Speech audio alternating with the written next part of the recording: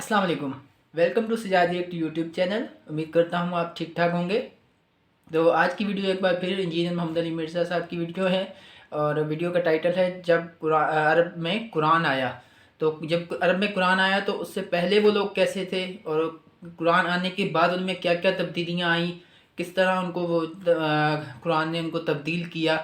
तो वो उनमें तब्दीलियाँ देखी, क्योंकि कुरान आने से पहले या इस्लाम आने से पहले जो है हम बात करें तो वो उनमें बहुत सारी खामियां थी। वो लोग, एक तो वो अनपढ़ थे, उनको बिल्कुल किसी चीज़ का पता नहीं था, और उसके बाद वो ख़ुद आपस में लड़ते रहते थे, लोगों पे जुल्म करते थे, बेटियों को ज़िंदा दफना दिया करते थे, जो हमने पहले भी पढ़ रखा है काफ़ी सिलेबस में। तो आइए देखते हैं कि उनकी जो है ना क्या क्या तब्दीलियाँ आई उनमें कुरान आने के बाद।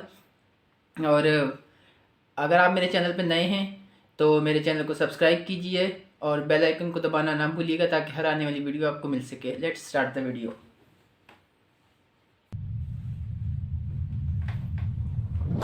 कि अरब के लोगों में दो खामियां थी। नंबर 1, चिट्टे अनपढ़, जाहिल, उजड़, हत्ता कि इन्हें बाकी लोग उम्मी कहा करते थे। उम्मी नेरे अनपढ़। उमर सीरीज़ की फुटेज यूज़ की गई है इसमें। उमर सीरीज़ भी बहुत अच्छी बनाई है लोगों ने। दूसरी खामी थी कि ये लोग आपस में लड़ते रहते थे, खानदानों के खानदान खत्म हो जाते थे। पानी पीने पिलाने के ऊपर झगड़ा हुआ है तो 10 साल लड़ाई हो रही है। ये दो खामियां थी। नंबर 1, चिट्टे अनपढ़। नंबर 2, लड़ाकू लेकिन आपस में।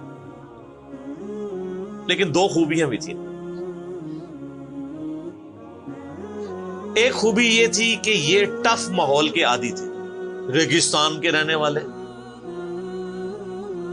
गर्मियों में यानी इतने मुश्किल सफर करने वाले, ऊंट के ऊपर महीनों के सफर, थोड़ा सा साजो सामान के साथ।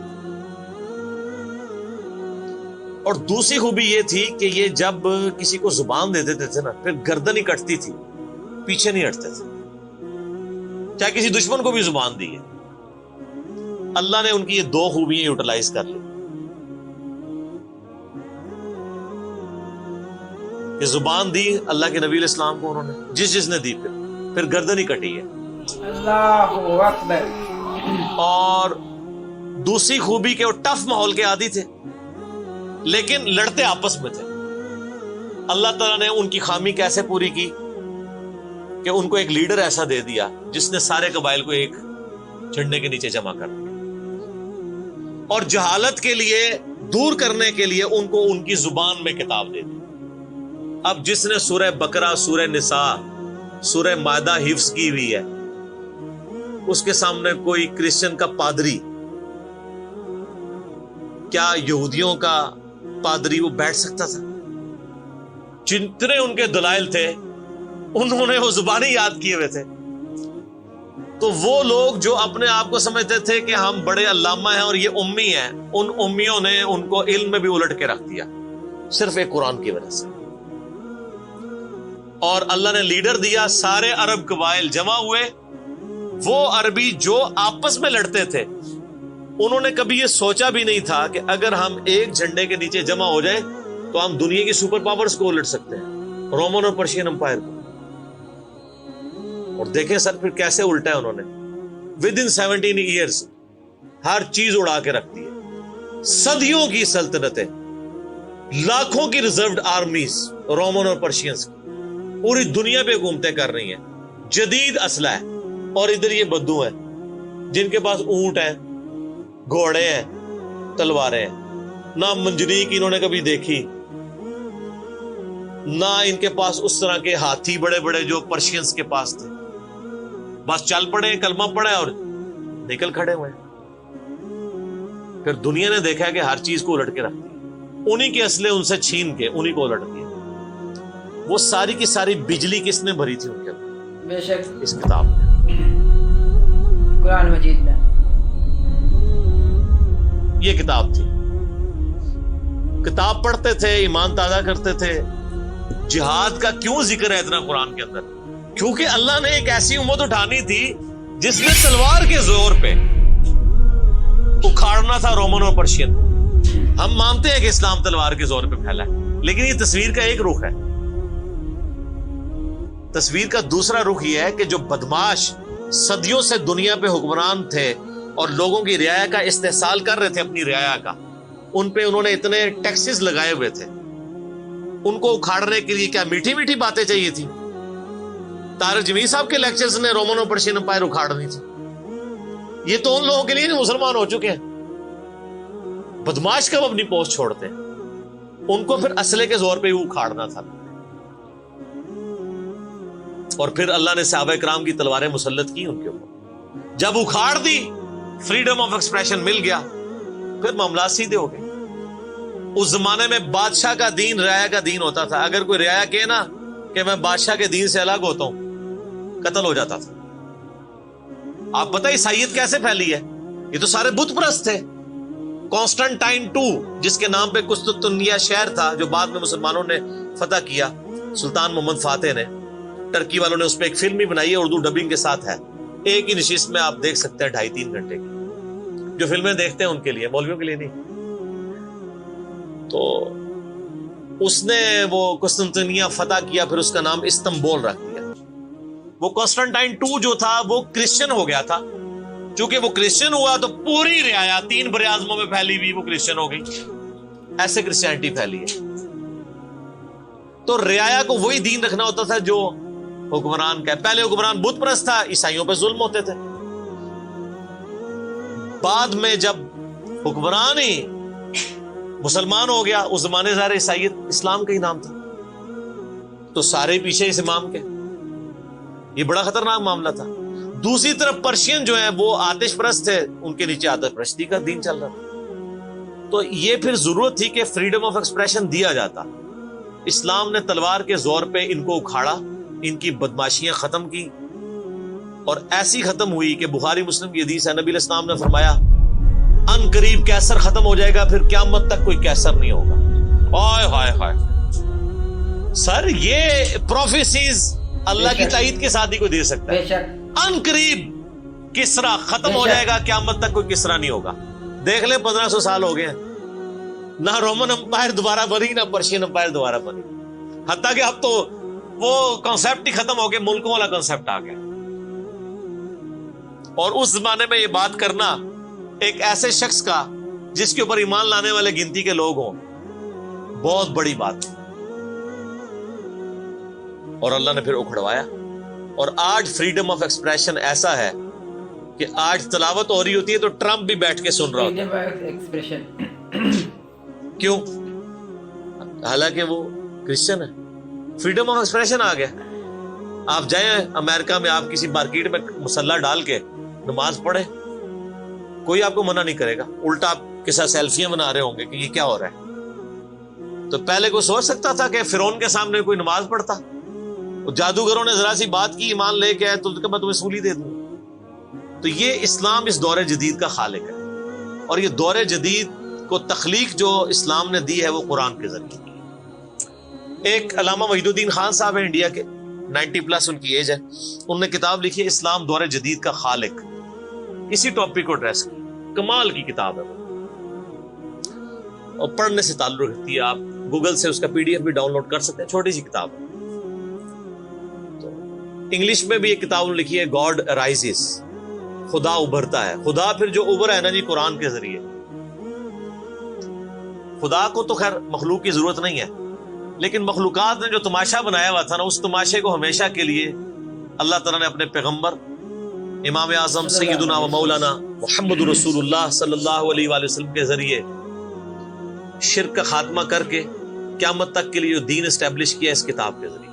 अब ये किताब क़यामत तक नबी इस्लाम का मौजज़ा है। ये किताब है सर जिसने दुनिया पलट दी। और ये वो किताब है जो हम सिर्फ अपनी बच्ची को जब रुखसत करने लगते हैं नीचे से गुजारते हैं, ठीक है, और चूम के गिलाफ में रख देते हैं। इससे ज्यादा इस कुरान को हम कोई अहमियत नहीं देते।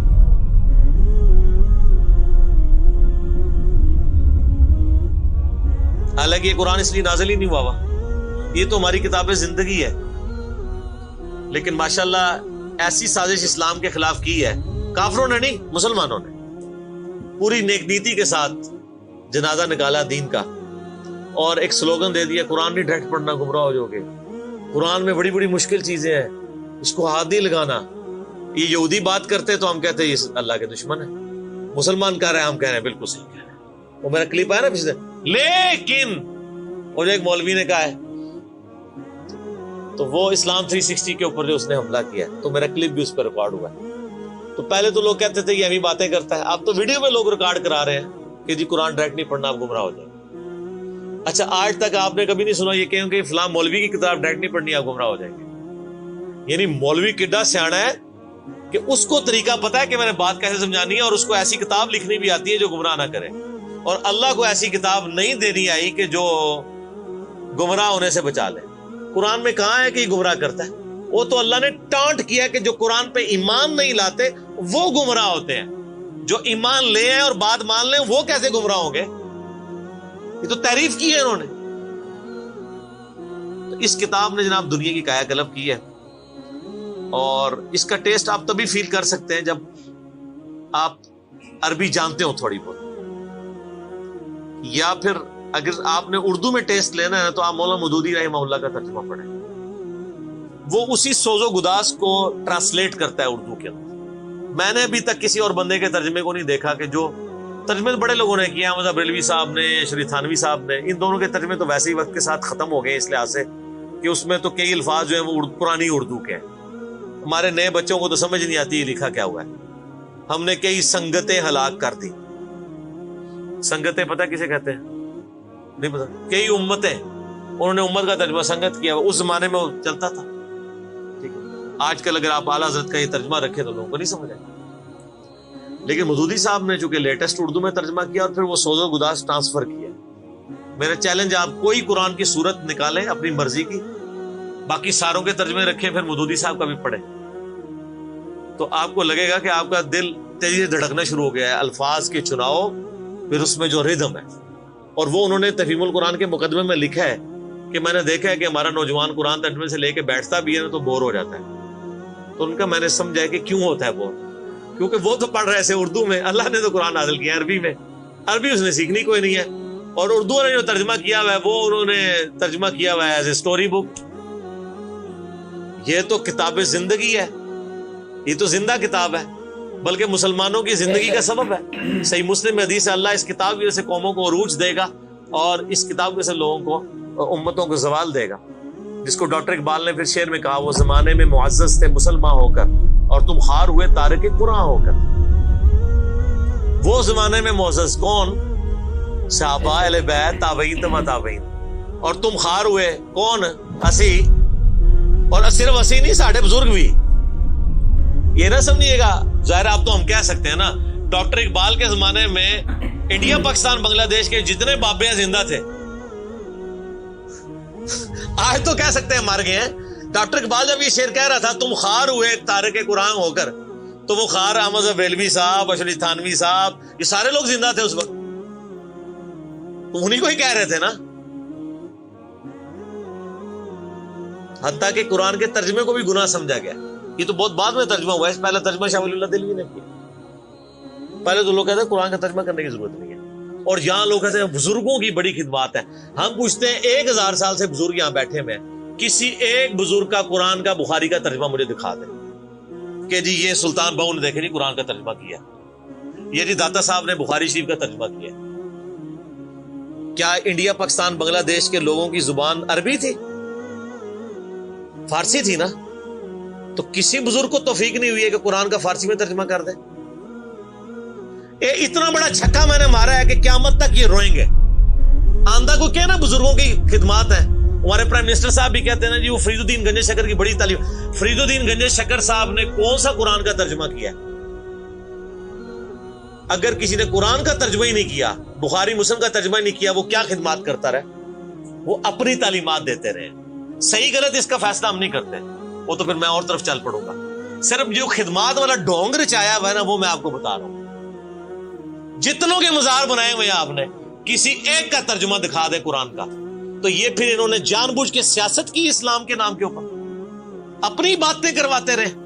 सर उनको पता था कुरान का तर्जमा हो गया, सूरह जुमर और सूरतुल अनाम अगर उर्दू में आ गई तो बाबों को किसने पूजना है? सर बुखारी का अगर तर्जमा हो गया तो सारों ने तो रफ़ अल दैन से नमाज पढ़नी है, बाबे सारे बगैर रफ़ अल दैन वाले ने। ये वजह थी कि बड़ी होशियारी है उन्होंने, एना समझो भोले संजय, बहुत होशियार संजय। और देख लेना फिर आप रिजल्ट सामने आ गया। जिधर तर्जमे हुए हैं वो कहना नहीं प्यो दादे ते ऐथे हथ बंदा सी, ऐथे बंदा है, तो रिजल्ट निकल आया ना। इसीलिए बुजुर्ग जो काम करते हैं वो हिकमत से खाली नहीं होता। हाँ उन्होंने बड़ी होशियारी दिखाई है आपके साथ, लेकिन अल्लाह का वादा है हुवल्लज़ी अरसला रसूलहु बिल हुदा व दीनिल हक लियुज़हिरहु अला दीनि कुल्ली। कुर्बे क़यामत से पहले दीन को गलबा मिलना है। गलबा बाबों के जरिए नहीं मिलना था, इसी किताब से, जिस किताब ने पहले गलबा दिलाया। अब आज देखें बच्चा बच्चा एंड्रॉइड फोन खोले हुए है, कोई आयत आती है तर्जमा पढ़ लेता है। तो सर ये खिदमत तो फिर इन्होंने की है ना इस्लाम की। अच्छा ये एंड्रॉइड फोन किस रहमतुल्लाह अलैह ने बनाया था? वो कहते हैं बुजुर्ग तो दुनिया ही कलब कर दे से निगाह मार के। वो बुजुर्गों ले आओ ते ठीपा मोबाइल नीचे चला सकते। आप मुझे बताएं मैं किसी बुजुर्ग को कब्र से निकालूं और उसको ये मोबाइल चला लेगा? आपका बच्चा चला लेता है। और किसी का अगर इतना ईमान है ना बुजुर्गों के ऊपर, तो आज वाले बुजुर्गों में भी है। तो मैंने इनको बड़ी दफा मशवरा दिया है कि बुजुर्ग जो जनाब दुनिया चला रहे हैं, तो मैं इनको कहता हूं आपको बुजुर्गों के साथ जहाज पे बिठाते हैं। जब 10 किलोमीटर हाइट पे पहुंच जाता है ये बोइंग जहाज, जब पहुंचे तो हम पायलट को कहे तू तो भाई बिस्मिल्लाह पढ़ के ते पैराशूट नाल कूद जा, बुजुर्ग चलान ते जहाज लैंड करान। वो कितने लैंड होएगा जहाज? बुजुर्गों ने मुरीद भी उस जहाज ही नीचे बैठ लगे। जेडे तुहानू कहंदे बुजुर्ग दुनिया चला रहे हैं, उनको भी पता है जहाज को नहीं लैंड होना। और जो जहाज नहीं लैंड करा सकता, मैं कहता हूं किसी बुजुर्ग को आप ला के जहाज के कॉकपिट में भी बिठा देना, वो नहीं लैंड करा सकता। हाँ लैंड कराएगा अगले जहां जाके, वो भी वो नहीं कराएगा, खुद ही होएगा। सब कहानी है, कहानियों का दौर खत्म हो चुका है, क्योंकि अब एक नारा आम है। कौन सा? कि ना मैं वाबी ना मैं बाबी, मैं हूं मुस्लिम इल्मी किताबी। तो ये इल्मी किताबी जब हम कहते हैं तो वो इल्म कौन सा इल्म होता है? वो किताब कौन सी किताब होती है? ये अल्लाह की किताब। जी माशाल्लाह सुभान अल्लाह, बहुत अच्छी वीडियो थी माशाल्लाह। कुरान इस्लाम की ताकत, कुरान की ताकत के उन्होंने सब अपने झगड़े छोड़े और रोमन एम्पायर और पर्शियन एम्पायर के ख़िलाफ़ जो उन्होंने लड़ा और उनको रौंद के रख दिया। और अल्हम्दुलिल्लाह माशाल्लाह कुरान तो हमारी हिदायत की किताब है। बिल्कुल कुरान पढ़ने से हिदायत आती है। कुरान को हमें तर्जमे से पढ़ना चाहिए, क्योंकि हमारा अलमिया यही है कि हम कुरान को खोलते भी हैं तो जैसे अरबी पढ़ लेते हैं, या फिर कोई फौत हुआ है तो पढ़ के बख्श दो, या फिर अगर रुखसती हो रही है किसी बहन बेटी की तो उनके ऊपर जो है वो साये के तौर पे हम रखते हैं कि हम इसके कुरान के साये में हम जो है इन्हें रुखसत कर रहे हैं। लेकिन हमारा अलमिया ये है कि ये हिदायत की किताब थी, हमें हिदायत के लिए जो है ना ये भेजी गई है, लेकिन हम उससे हिदायत हासिल नहीं करते। हम इसे नहीं पढ़ते कि इसमें क्या हिदायत है, इसमें क्या लिखा हुआ है, इसमें क्या तालीमात दी गई हैं हमारे लिए। तो अल्लाह हमें कुरान को सही से समझने और उस पर अमल करने की तौफीक अता फरमाए, आमीन। और आपको ये वीडियो कैसी लगी हमें कमेंट करके ज़रूर अपनी राय से आगाह कीजिएगा। तो देखते रहिए सजाद रिएक्ट यूट्यूब चैनल पर अमेजिंग एंड इंटरेस्टिंग वीडियोस। सो मिलते हैं नेक्स्ट वीडियो में। अल्लाह हाफिज़।